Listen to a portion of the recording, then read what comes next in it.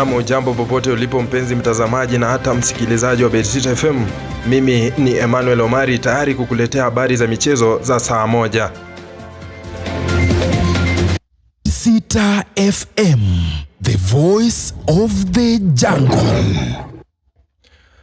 Tukianzia mashindano ya klabu bingwa bara Ulaya, usiku wa jana kulichezwa mechi za raundi ya 16 bora mkondo wa pili. Barcelona walidhihirisha kuwa Camp Nou si sehemu ya kutania kwa kuwafunga Newcastle United 7-2, huku Liverpool wakiwashushia 4-0 Galatasaray wakiwa Anfield.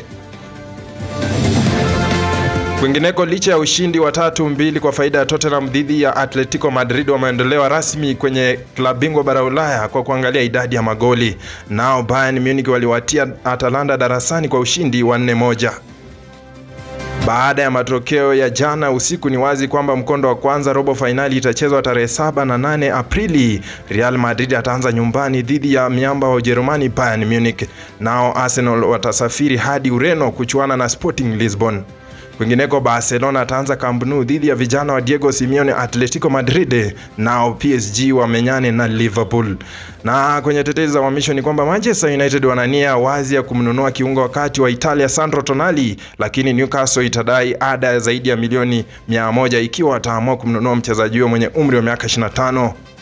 Kwingineko ni kwamba Barcelona itajaribu kumbakisha mshambuliaji wa Manchester United Marcus Rashford mwenye umri wa miaka 28 kwa mkopo kwa msimu mwingine ili kuepuka kulipa ada ya uhamisho wa milioni 26.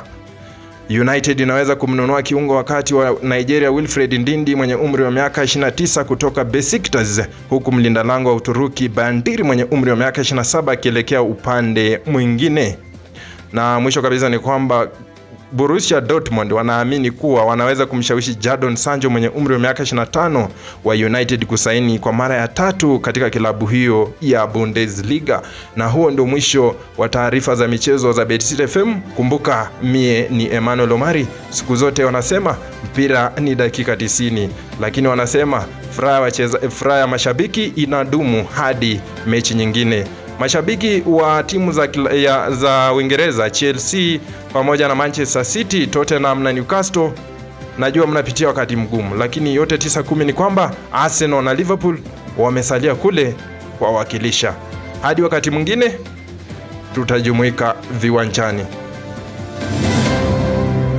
Sita FM, the voice of the jungle.